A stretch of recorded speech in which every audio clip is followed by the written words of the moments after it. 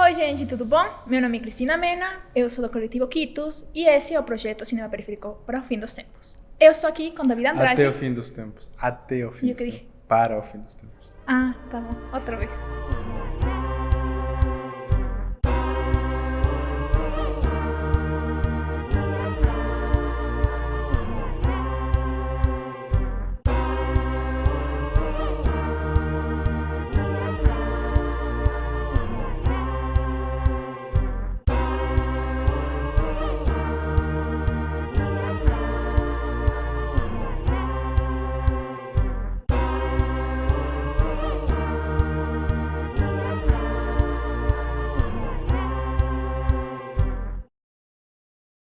Oi, gente, tudo bom? Meu nome é Cristina Mena, eu sou do Coletivo Quitus e estamos aqui do projeto Cinema Periférico até o Fim dos Tempos. Estou com David Andrade. A gente vai falar um pouquinho sobre o filme Pandemia do Sistema, da Nana Prudencio, e o filme Hienas, do Djibril Diop Mambety. E a gente está aqui por quê, David? Porque a gente gravou o podcast na Casa das Cholitas, mas infelizmente Dumbeo na câmera que vocês estão vendo agora, Dumbeo, e a gente perdeu o plano geral desse podcast. Então a gente vai ter um plano contra plano durante o resto desse podcast, mas a gente fez todo o esforço para que funcionasse o podcast, ainda que é só plano contra plano. De qualquer jeito, agradecemos muito às pessoas que estão apoiando o projeto e o podcast como um todo. E, Cristina? A gente queria agradecer muito a Nathalie Mamani, que foi quem ajudou a gente a gravar na Casa das Cholitas, e a quem está gravando hoje, que é a Samara Xavier e o Everton dos Santos. Então, gente, muito obrigado por continuar acompanhando. Lembrando sempre que esse projeto é financiado pelo Programa BAI da Secretaria Municipal de Cultura. E lembrando também, dando um salve para a nossa patrocinadora, a Filmica, um streaming de cinema autoral, cult e independente.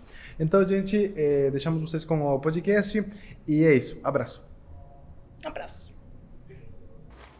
Boa tarde, gente. Bem-vindos novamente ao projeto Cinema Periférico até o Fim dos Tempos. Aqui estamos em um novo podcast.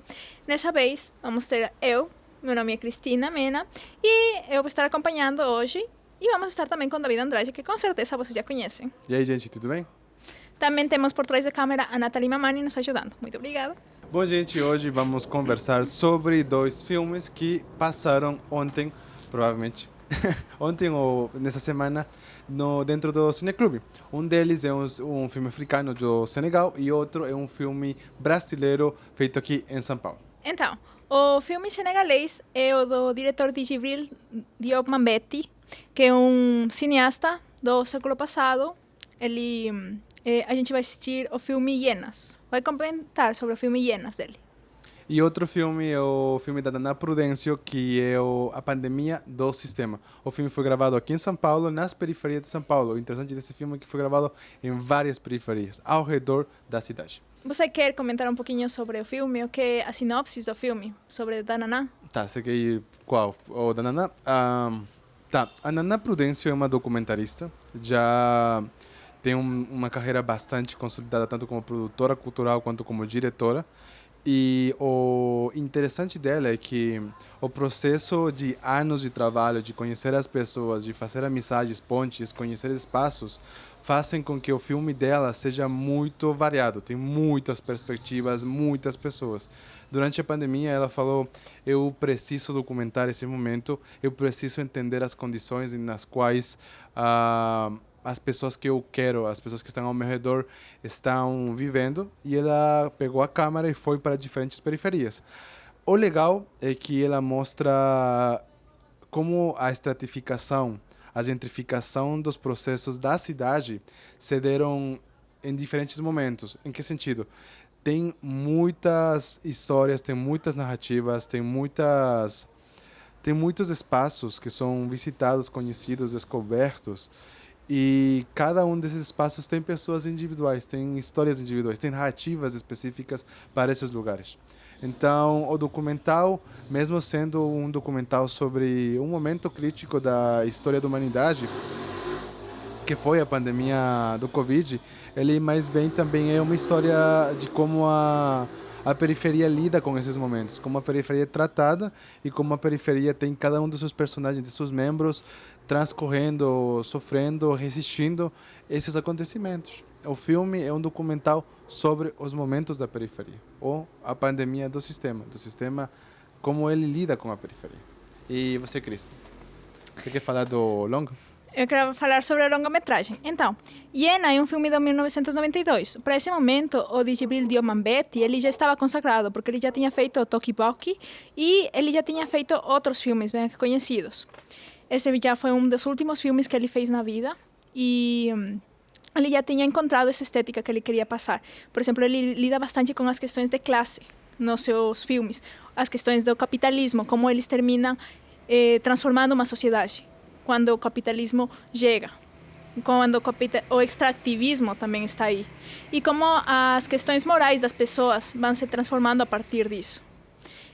O filme acompanha a uma sociedade bem rural do Senegal e é uma adaptação de uma peça de teatro. Ele acompanha a chegada de uma moça que ela ficou rica. Ela terminou tendo que sair da cidade porque ela ficou grávida. Ela termina saindo da cidade e termina tendo que se afastar de todos. E ela volta como uma pessoa rica. E as pessoas que terminaram mandando ela embora, agora elas querem a ajuda financeira dela. Querem que ela ajude essa cidade que está em decadência, que está indo para baixo. Só que ela se aproveita também dessa situação, porque a pessoa que se engravidou ela quer que essa pessoa seja julgada, porque não cuidou do seu filho, ele não se fez cargo do filho dele. E ela quer que as pessoas ou matem ela ou que a pessoa fuja da cidade. Então, não é um realista, porque realmente uma pessoa que termina saindo nessas circunstâncias da cidade não vai voltar como uma pessoa. No caso, no filme, ele termina sendo comparado que ela é mais rica do que o Banco Mundial. Então, é uma situação bem hipotética, bem não realista, é um cinema surrealista, de fato. Mas ele pega esses momentos para criticar a sociedade, como a sociedade se termina transformando a partir desse fato. Como esses vizinhos, esses amigos desse sujeito em questão vão a reagir a esse momento. Eles vão realmente matar ele, vão fazer que ele tenha que abandonar a cidade ou vão a ignorar a proposta dela para melhorar a cidade com o dinheiro dela. Então, são questões bem morais e que também tem o capitalismo por trás. Claro, a narrativa do longa realmente foca muito na forma em que um espaço já estruturado, uma sociedade, lida com o estranho, com o novo. No caso, é a volta dela. E o que eu gosto muito do filme, do longa, é especificamente a forma como as representações das instituições da sociedade, a religião, a justiça, o comércio, são representadas como compráveis, como uma abstração de como nos contextos africanos do século passado, muitas das instituições realmente eram facilmente financiadas por fatores externos, por poderes externos, inclusive. E no caso dela é a representação de uma pessoa que, mesmo sendo desse lugar, desse espaço, não tem uma lembrança boa, realmente, uma lembrança que fala sobre como ela tem saudades desse espaço, sino que, ao contrário, o fato dela voltar é mais na procura, talvez, de um tipo de vingança, de vendetta, no sentido dos acontecimentos que um indivíduo teve com ela. Mas o interessante é que, ao ser expulsa dentro dessa sociedade, os sentimentos dela não ficam só contra o cara que fez a decisão de abandonar a paternidade, de não reconhecer o filho, sino que ela extrapola os sentimentos porque ela foi expulsa dessa sociedade.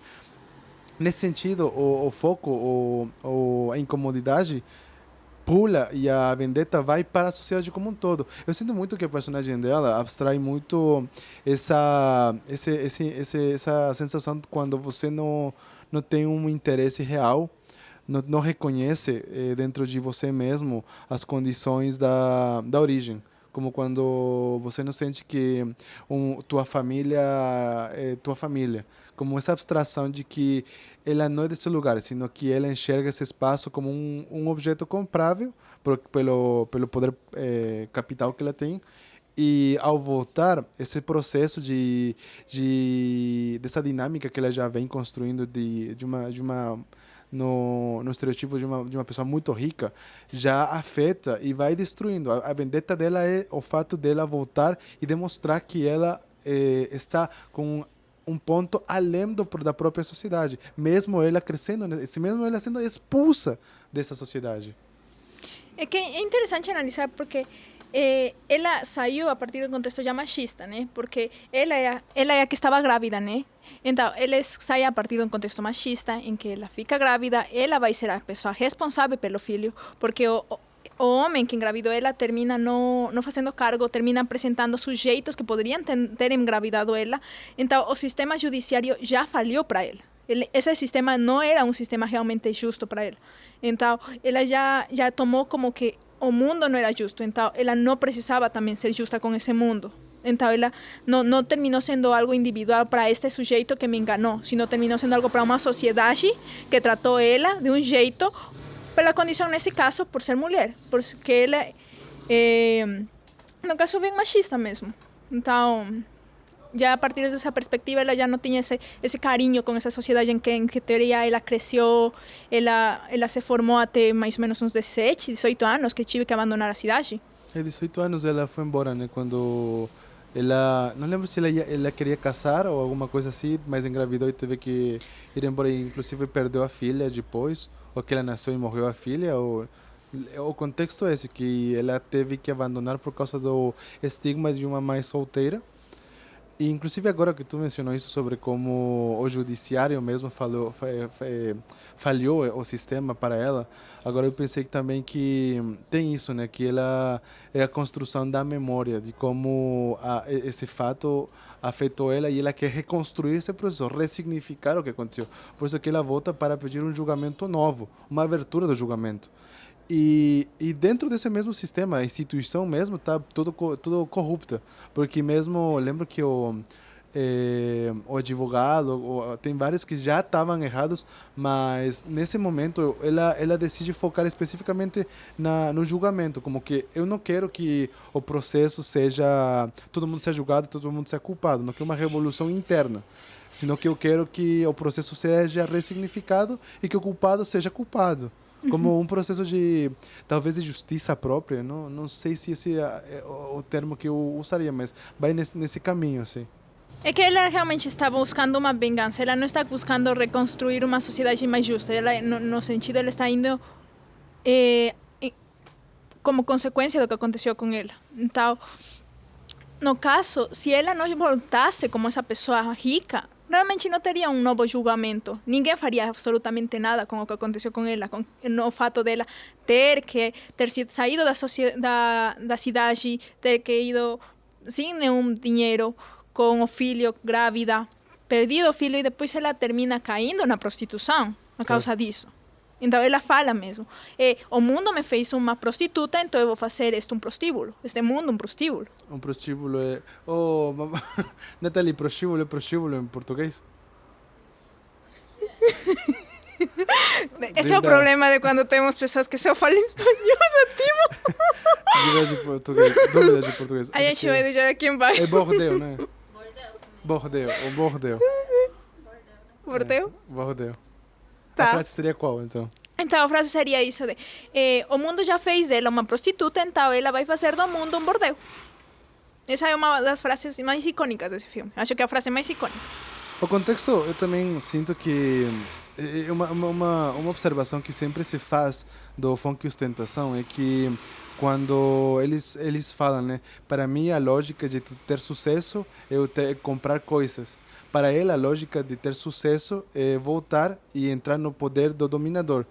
Muitas pessoas, especialmente quando é um burguês intelectual, se pensa muito que ele tem que ter o valor moral superior para melhorar a sociedade quando chegar no poder. E o fato é que não, a gente, como indivíduo, tem suas próprias crenças e seus próprios traumas. Quando você Quando você chega num momento em que você tem um poder capital político, monetário, você não vai mudar, não vai falar, nossa, vou nesse momento me abstrair e vou procurar uma moralidade. Não, eu vou mudar as coisas que me incomodavam quando eu sofri meus traumas. Quando ela volta e quer mudar o fato de ver a cidade sendo consumida e ela sendo dona de uma cidade que expulsou ela, esse é o trauma, essa é a volta dela. Fanon fala muito sobre isso, inclusive, de como quando tem esses processos colonialistas drásticos, as pessoas dentro que são nativas dentro desse processo, quando adquirem poder capital, elas não querem criar uma revolução. O ponto de revolução não nasce das pessoas que são aceitas dentro do capitalismo, dos nativos aceitos dentro do capital. A revolução nasce realmente do próprio sentimento operário interno. Não acontece mudanças radicais nesse ponto. Quando ela volta rica, mais rica que o Banco Mundial, ela continua sendo uma representação do capital, do Banco Mundial. E ela termina entrando nesse sistema e aceitando esse sistema e usando para seu próprio bem. Realmente é isso que a gente termina vendo nesses casos, na maioria dos casos. E a gente vende essa ideia de progresso, né? Mas é um progresso bem individualizado. Não, essa meritocracia bem individualizada, a gente termina não pensando no coletivo, sino mais no indivíduo. O indivíduo tem porque merece, tem porque se esforçou, tem porque fez algo para chegar nesse ponto. E e os que ficam atrás a sociedade vê como que é culpa deles, porque não se esforçaram, não porque não tiveram as mesmas oportunidades, não porque a sociedade é injusta, a sociedade já é bem desigual. Já existe um sul global, um norte global, já existe possibilidades diferentes para cada um, dependendo de fatores como de que cor a gente tem, qual é a nossa etnia, qual é o nosso gênero, qual que a gente vai ser heteronormativo ou não. A gente vai ser da comunidade LGBTQIA+. Então, quais que são todos esses fatores por trás desse indivíduo? E é interessante como o próprio curta da Naná conversa muito com esse sistema de como o processo de enxergar as periferias como uma coisa só não existe. Tipo, o próprio título do filme, da pandemia do sistema, o próprio sistema é o qual vai empurrando as periferias a serem condicionadas mesmo. Claro que no coronavírus, na pandemia, foi uma coisa muito exacerbada, muito óbvia de enxergar, mas o próprio sistema é o que vai transformando e deixando para trás as pessoas. É muito surrealista o filme do longa, é muito surrealista. E, em contraste, o curta fala especificamente, te mostra os personagens que realmente vivenciam isso, que são deixadas para trás, ou pelo menos que são gentrificadas dentro do processo. E as variedades de indivíduos que existem, sejam elas famílias, sejam elas comunidades menores, mas são pessoas gentrificadas por motivos específicos. E o filme vai mostrando essas partes, o curta vai mostrando esses espaços. O curta me chama muito a atenção em esse sentido, principalmente com a representação da maternidade dentro da periferia e mais em situações bem precarizadas, onde tem um caso bem isolado que me marcou bastante do curta, que é a moça que termina saindo da periferia, indo para Cracolândia e depois voltando grávida. E depois tendo filho na periferia, deixando o filho e depois voltando a sair para a Cracolândia, e isso em um ciclo. E aí isso me remete também a personagem. Que essas pontes entre esses personagens, com o filme, com o longa-metragem, e como realmente aí é algo, enfim, termina sendo bem crudo em comparação ao longa-metragem, em que isso já se volta um ciclo vicioso até a gente não sabe como vai terminar essa mulher realmente na vida real, e já não na ficção do vamos sonhar um mundo melhor, sabe? Um mundo em que eu poderia realmente dar uma volta nesse sistema.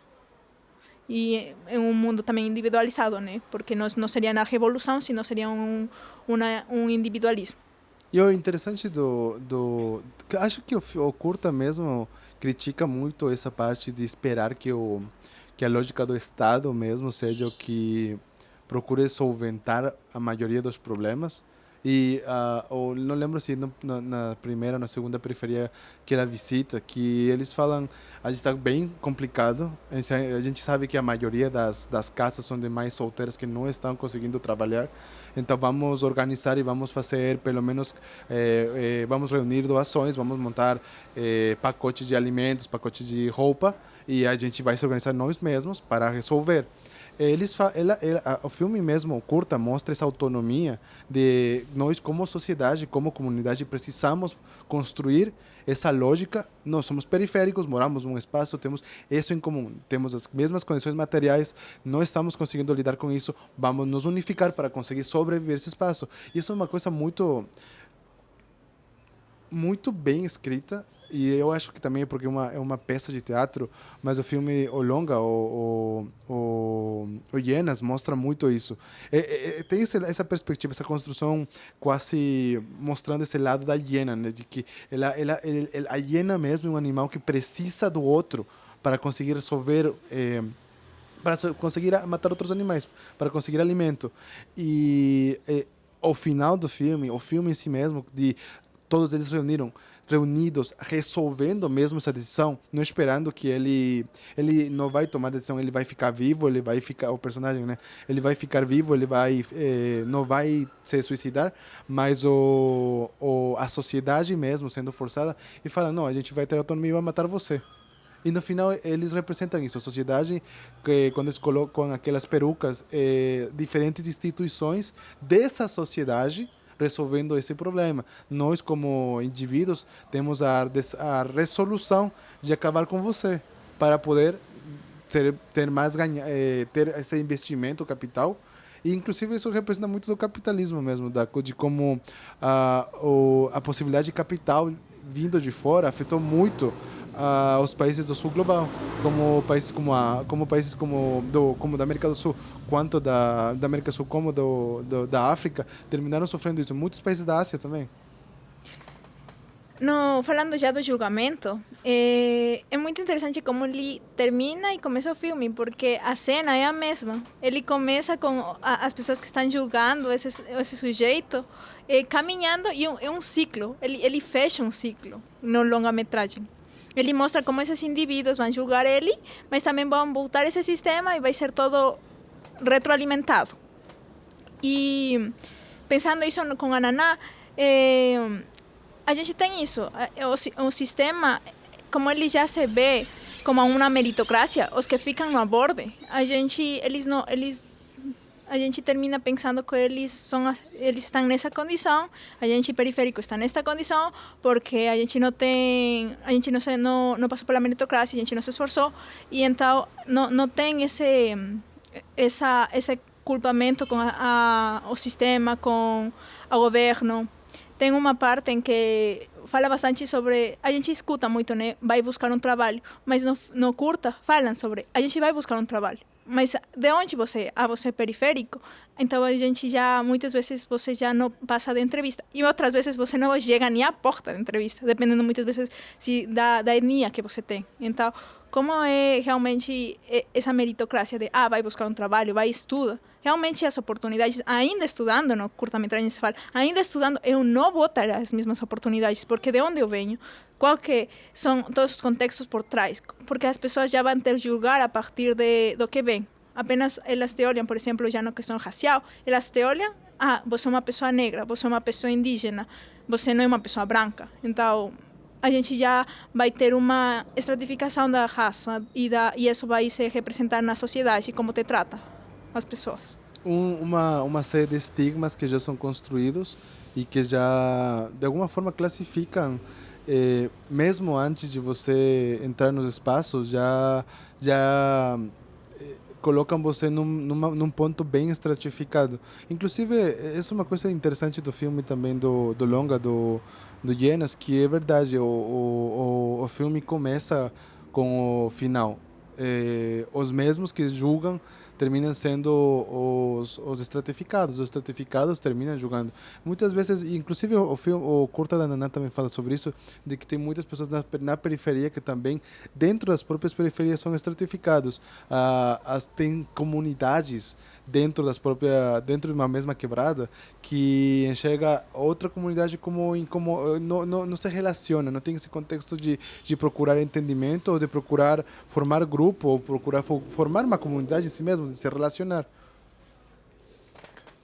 É que é muito complexo, né, as questões de como as pessoas se relacionam, né? Porque Quando a gente vê, por exemplo, esse momento de sair da periferia, muitas vezes a gente fala de a gente venceu, mas usualmente quando a gente fala de venceu, a favela venceu, é porque termina saindo desse contexto e já não volta. Usualmente é uma pessoa que termina saindo, estudando e que as pessoas com que se vai relacionar vão ser totalmente diferentes a partir desse momento e já não vai voltar. Então, como se relacionam as pessoas vai variar muito dependendo da questão social do momento. A educação por parte da lógica comunitária mesmo, de entender que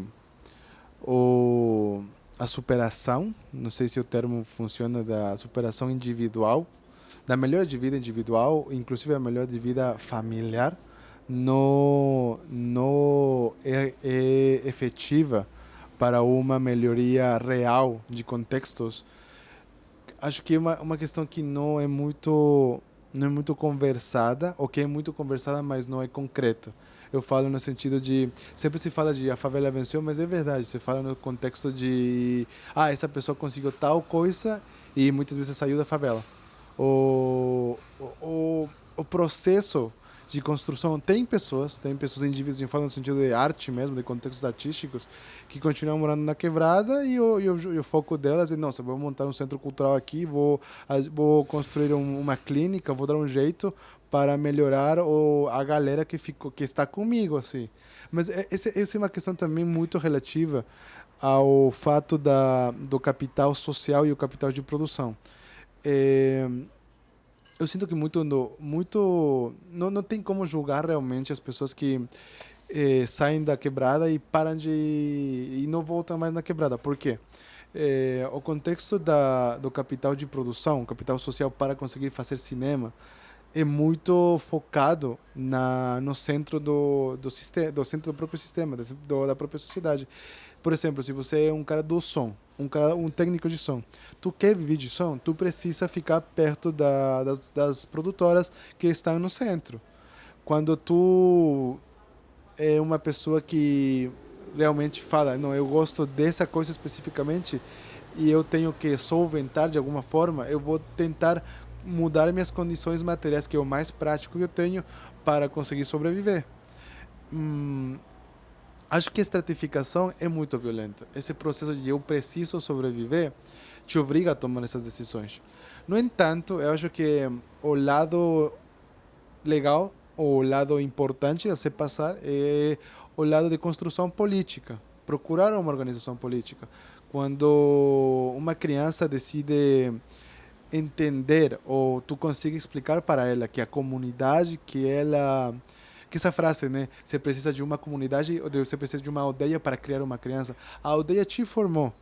Tu pode formar também outras pessoas, outras crianças como você dentro da tua comunidade. Entender essa relação entre sociedade e indivíduo é o lado que muitas vezes não é encontrado, que muitas vezes, inclusive, é monopolizado, e não por causa mesmo da falta de política, sino por falta de lógica de estrutura, de passar esses conceitos dentro da lógica familiar pelas igrejas, pelos conceitos da religião, preenchidos por esses buracos que muitas vezes dão uma resposta pronta à lógica de indivíduo, família, comunidade, no sentido de tem que ter essa estrutura, a família é isso, a comunidade é isso, a moral é isso está bem, isso está mal, porque não precisa mais de um racionamento, de uma procura, porque no dia a dia tu não tem tempo para fazer isso, sabe?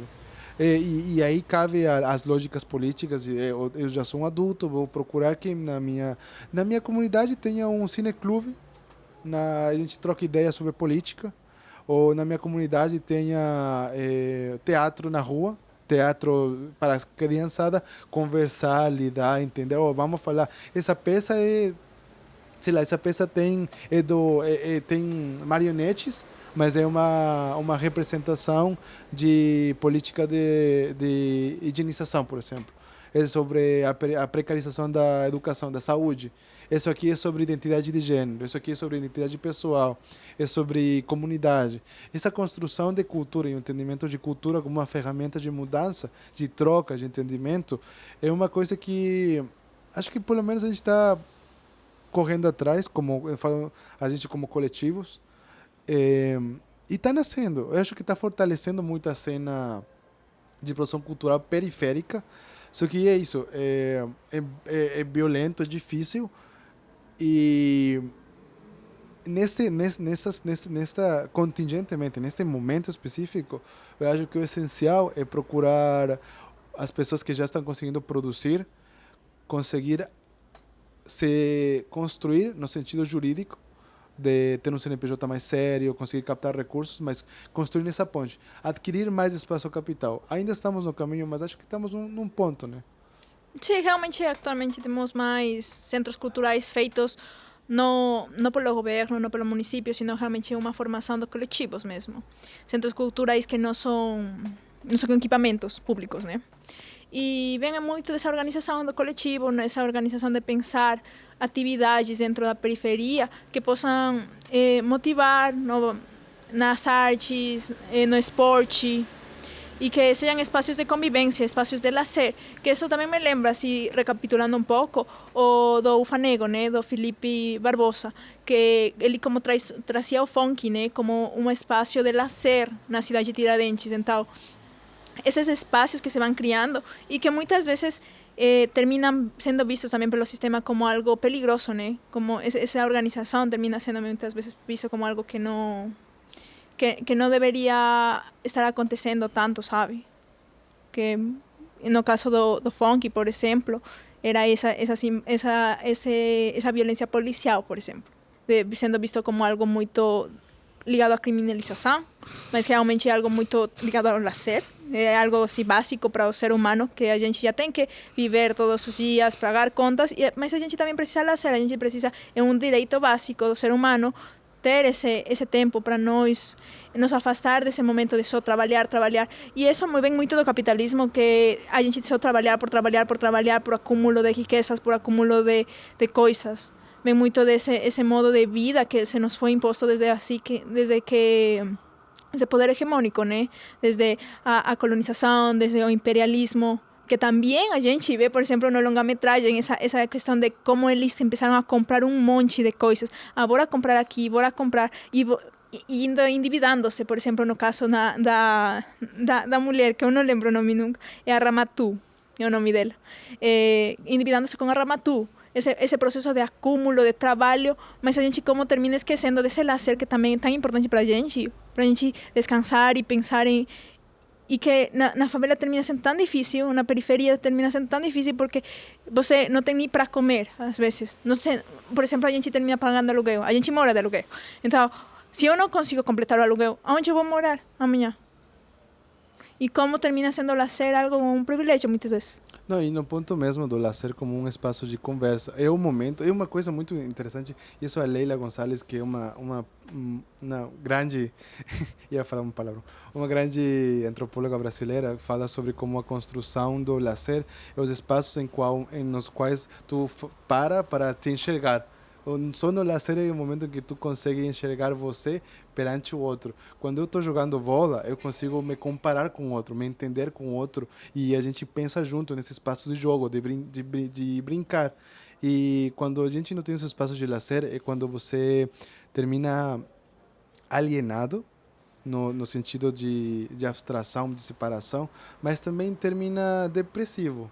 Eu acho que a repetição constante de processos que você não se vê refletido termina acabando com tua saúde mental e também com a lógica de construção de objetivos. Muitas vezes, acho que isso também é o motivo pelo qual muitas religiões apelam muito profundamente às pessoas da periferia, é porque eles te dão um caminho já pronto para resolver coisas. Inclusive, acho que muitas dessas posições na qual você vê pessoas muito radicalizadas se dá porque a resposta já foi concretizada dentro da psique da pessoa. Muito do Ienas fala sobre isso. Quando eles já se endividaram, não tem volta atrás, já era. Quando você entra numa comunidade em que todos os seus amigos pertencem à mesma igreja, tu não vai sair, já era. Tipo, essa é a minha sociedade, eu estou endividado moralmente, agora eu vou ter que me virar agora sim. Então, não tem jeito de sair. Ou pelo menos o jeito é muito agressivo. O jeito vai doer muito se tu sair. Entender essas perspectivas, cuidar das pessoas que estão nesse momento, nessas condições, e tentar entender e talvez procurar uma lógica de solventar certos caminhos. Tem muitas vezes que muitas religiões conseguem abrir espaços e conversar. Algumas são muito radicais, outras não. E, inclusive, dentro do próprio Ienas, teve um momento em qual ele tinha a chance de ir embora, só que ele não foi. E esse momento de pulo, de falar, não, eu vou arriscar tudo, talvez valha a pena, não sei. É uma questão muito pessoal, muito individual, mas que vale a pena discutir, né? Até que ponto você está pronto para tomar essas decisões. No caso de Yenas é bem bizarro, porque ele não toma essa decisão, ele não consegue fugir sabendo que ele está em risco de vida, mas ao mesmo tempo tem essa dualidade de ele forçou uma menina que estava grávida com o filho dele a tomar essa decisão de ter que sair da cidade obrigadamente, sabe? Então, ele ainda sabendo que estava em risco de vida, ele terminou tanto pela pressão social desse momento de você vai ir? Você vai ir mesmo? Vai ir? Vai, então vai. E então, mas ele terminou, não, vou aceitar e vou ficar aqui, sabendo que estava em risco de vida, né? Mas, e no caso, algo que a gente não mencionou, né? Foi que ele terminou casando com alguém que tinha muito dinheiro. Então, ele já tinha essa visão de aquisição de bens. Ele não escolheu a menina que, em teoria, ele amava, porque tinha outra menina que estava atrás dele que tinha dinheiro. E, inclusive, quando a gente vê na abertura, a gente vê como ela é matriarca nesse caso também. Esse filme é muito de matriarcas. Então, ela é a matriarca dessa família. Ela é quem tem a última palavra. Não é ele, é ela, a esposa. Fora de falando da Ramatu. Ela tem essa construção da matriarca que toma as decisões sérias, que administra a casa, que administra o momento. E, inclusive, no final do filme, ela continua sendo uma matriarca, ao ponto de que quando tem esse momento de doações, não sei se são doações, mas é um ponto de abstração de doações, né? Porque o município compra um monte de coisas, né? O governo compra um monte de coisas. Ela fala, eu vou pegar tudo. Se é a morte do meu marido que vai pagar isso, eu vou pegar tudo. E ela leva tudo. E no final, essa condição de entendimento do indivíduo como dentro desse próprio núcleo é uma coisa que também se mostra muito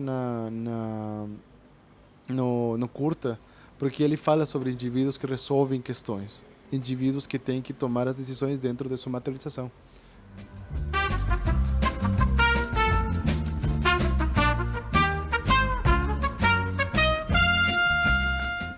Gente, teve uma falha técnica, a câmera desligou, infelizmente, mas voltamos. A gente quer começar uma dinâmica agora para o final do podcast, uma dinâmica de discussão mesmo, de conversar sobre filmes que se relacionam com as temáticas que estamos conversando. A gente tem Letterboxd, eu não acompanho muito, mas a Cris acompanha muito, ela tem um Letterboxd bem conhecido. Sim, eu tenho um Letterboxd. É um aplicativo que a gente vai dando uma nota, dando um review, fazendo anotações. É bem útil ter, por exemplo, principalmente para a gente que termina trabalhando com audiovisual, ter essas referências constantes que a gente pode correr atrás. Onde eu vi essa cena? Que tópicos esse filme topou? Então, eu estou vendo meu Letterboxd para ver quais filmes que eu recomendaria que são próximos a esses dois filmes. Por exemplo, eu estava agora vindo aqui, eu estava pensando em Parasite, como Parasite também lida com algumas dessas questões. Lida muito com essa construção do maniqueísmo, né? Da dualidade do bem e do pobre e do rico, do bem e do mal. E no final é muito de contrastar, mesmo que não existe um bem e um mal, sino que tem uma dualidade de parasitas. Quem são os parasitas? Muito boa recomendação. Eu estava pensando em Coro de Gato, lembra desse filme? Coro de Gato? Eu lembro. Só mais deixa eu falar uma coisa de Parasita. o Parasita fica muito ambíguo, né? Mas tem um filme que eu gosto muito, que é A Última Gargalhada. É um filme muito velho, é de 1924, assim, faz já um século, mas eu gosto muito, assim, é um filme que ele não usa muito as cartolas, que era muito da época, né, da escrita de, nesse momento está acontecendo tal coisa, que contextualiza o que está na cena, né? E ele tem um final aí bem próximo do Parasita, só que nesse caso ele não te deixa o ambíguo. Ele te especifica, nesse caso, é um spoiler alerta, spoiler, não mentira, mas ele te explica que esse é um final fictício. Ele te fala, esse final de aqui é fictício, assim, ele meio que fez para um circuito comercial de Hollywood, em que o final feliz tende a ser o mais vendido, que é o que a gente termina mais assistindo. Então ele te fala, não, esse daqui é bem fictício, mas antes disso ele te mostrou a realidade, ou como o personagem principal terminaria realmente. Então, é bem crudo esse filme, mas eu recomendo. Tem muito isso, né? De a galera não saber, dependendo de qual é a tua classe social, o que tão ingênuo você é, qual que é o final do Parasita. Tem pessoas que acreditam que o final do Parasita o cara realmente virou rico e conseguiu tirar o pai de lá. Mas é tipo... é uma ilusão bastante agressiva é uma crítica agressiva. E uma crítica talvez até seja o ponto necessário. E voltando, né, ao Coro de Gato, o que tu acha do Coro de Gato? O Coro de Gato é coitados dos gatos. Os gatos são os que sofrem em todas as classes. Mas ele foi um desses filmes que pegou que a gente fala da estética da fome, não era? Claro. Que era da estética da fome, né? De pegar essa periferia e fazer contraste com os burgueses que estavam, né? Eu gosto muito do final, que é quando a moça sai correndo atrás do gato e vão subindo o morro, né? E aí tem o moço lá em cima e ele fica com cara de, vai subir mesmo? E a moça, e a polícia do lado da moça aí, deixa pra lá, o gato foi, já foi, esse gato foi. Já era o gato. Já era. Coitado do gato, mas... Não, e uma coisa agora que tu verbalizou, uma coisa que me fez pensar que é verdade, tipo, todos esses filmes dos filmes da fome, dessa questão de burgueses indo na periferia, representar a periferia, eles falam muito sobre burgueses. Tipo, os filmes feitos dos burgueses na periferia é sobre os burgueses enxergando a periferia. É muito estranho, né? Porque os filmes que a gente está vendo agora é da galera da periferia falando sobre a periferia. É que a gente encontra esse contraste de como a gente se autorretrata a partir de todas as nossas condições materiais, né? As condições físicas, assim, nossa etnia. Né? Outra vez voltando nossa etnia, qual que é o nosso gênero, qual que é a nossa condição, nossa classe social. Tudo isso, como nós vamos a nos autorrepresentar. Então, por exemplo, assim, já...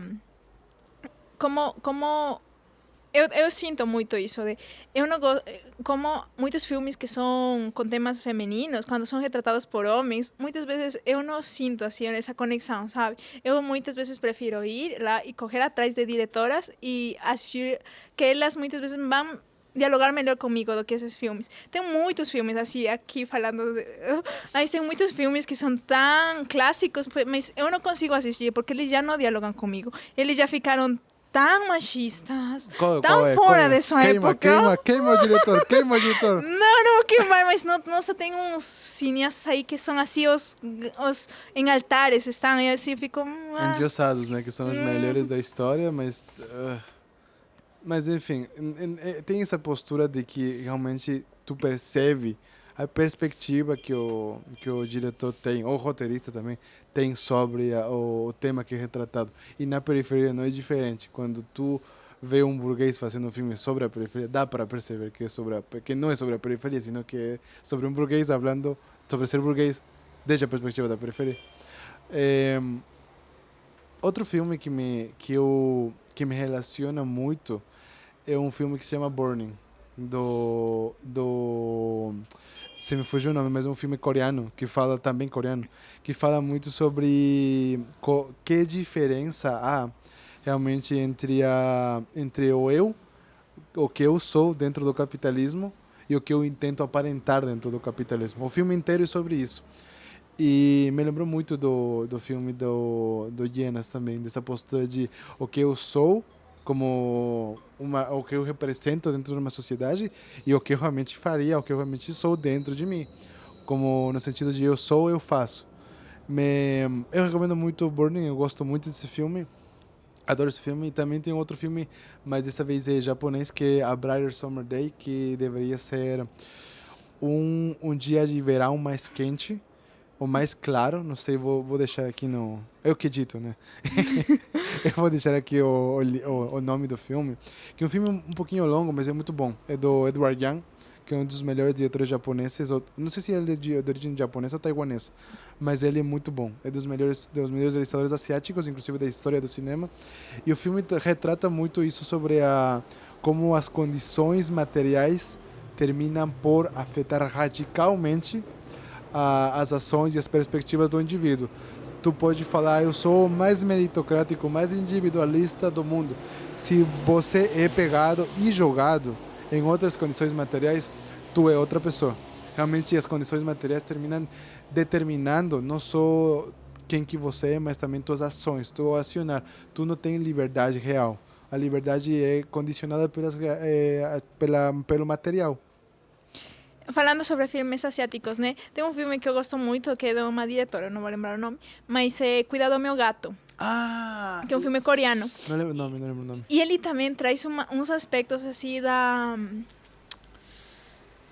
classe, da periferia mesmo, assim. Tem uma cena, tem uma personagem assim que é a mais periférica de um grupo de amigas e as coisas que acontecem para ela, todos os problemas que ela tem que passar, não sei. É muito bom esse filme, eu recomendo bastante, sim. Cuidado Meu Gato. É um filme bem difícil de achar, esse tipo de filmes que já não chegam a ser esses blockbusters, não chegam a ser esses filmes... A produção coreana realmente investiu bastante, né, em se expandir, principalmente com Parasita, com todas essas chegadas, mas esse é um filme um pouco mais de nicho, mas eu recomendo bastante. A guerra cultural, quando a Coreia percebeu, quase 80 anos atrás, que a guerra cultural ia vir muito forte, eu acho que eles já percebiam com o advenimento do cinema norte-americano na Ásia, né? Não sei, nunca parei para estudar, mas acho que por causa disso, da invasão musical da Europa, especialmente com o globalismo, né? Enxergando o globalismo como uma parte, um motor principal seria a guerra cultural, e como eles já enxergaram isso e começaram a investir pesado em cinema, né? Aí, em cinema, em idols, em música, né? Aí falando sobre a guerra cultural, né, a colonização cultural, né, tem um cineasta que eu sempre falo, que é o Kirla Tajimi, que ele estava na mostra da 35ª Bienal, mas ele não estava com um filme, ele estava com uma exposição bem grande, que era tipo a abertura, que eram os barcos gigantes, os navios que ele fazia paralelos, né, com a colonização, tanto aqui nas Américas quanto lá na Ásia, nas Filipinas, por exemplo, as Filipinas foram colonizadas pelos espanhóis. E ele tem filmes que, nossa, os filmes deles lidam tanto com a colonização, com as questões raciais, tem um filme dele que é O Pesadelo Perfumado, que eu recomendo muito assistir, que é ele saindo das Filipinas e indo para a Europa e conhecendo essa Europa, e ele com o sonho, né, esse sonho de, isso é muito melhor, isso vai ser, é o que me venderam toda a vida, de que eu viajar para a Europa vai ser o melhor, mas daí ele vai lá e ele se descobre, ele se vai autodesconstruindo para lidar de outras formas com as questões sociais e com o contexto que ele cresceu, porque, por exemplo, ele vem de uma etnia específica de Filipinas. Então é muito legal. Esse filme, assim, eu adoro. Eu recomendo muito esse filme. No livro de Peles Negras, Máscaras Brancas, Fanon fala, eu me entendi negro quando eu saí da África. É uma coisa muito, muito interessante. E, gente, já temos que cortar porque está quase de noite. Sempre leiam Fanon. Fanon é importante. Cristina, você tem alguma mensagem para nossos espectadores? Que assistam muitos filmes que não sejam de Hollywood, por favor. Porque os nossos filmes de Hollywood, eles já têm uma narrativa pronta, quase a maioria já são uma repetição da repetição da repetição. Consumam outros filmes, consumam filmes do sul global, filmes da África, filmes daqui da Latinoamérica, filmes... que assim, falando do outro mundo, assim, Abya Yala, consumam filmes do Abya Yala. Y consuman filmes también asiáticos. Y no solo esos asiáticos que son los blockbusters que salen, sino otro tipo de cinema.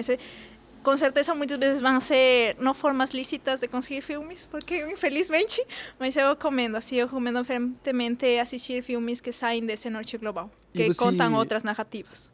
E se você mora na cidade de São Paulo, cola com a gente no Cine Clube. Semana que vem, não semana que vem, daqui 15 dias provavelmente vai ter um Cine Clube pronto em alguma periferia. E se eu não estou errado, se a Nathalie não estamos errados, provavelmente o próximo filme vai ser na Casa das Cholitas, nesse espaço que a gente está gravando neste momento. Então, cola com a gente para assistir um filme. E se você mora em outra cidade, não é São Paulo, não consegue viajar naquele dia, temos nossa apoiadora, a Filmica, um streaming nacional de cinema autoral, cult e independente, que está nos apoiando para realizar o Cineclube. E, enfim, gente, essas conversações foram muito profundas aqui com a Cristina. Só comentando aqui, para quem realmente não entende a piada, a gente é esposo, tá? E deu treta e conseguimos gravar. O importante é que conseguimos gravar. A gente sempre se vira, uma gambiarra sempre acontece. Então. Lembrando sempre que esse projeto é financiado pelo Programa da Secretaria Municipal de Cultura de São Paulo. E é isso, família. Muito obrigado para todos que nos assistem e até semana que vem. Até semana que vem, gente. Tchau. Tchau.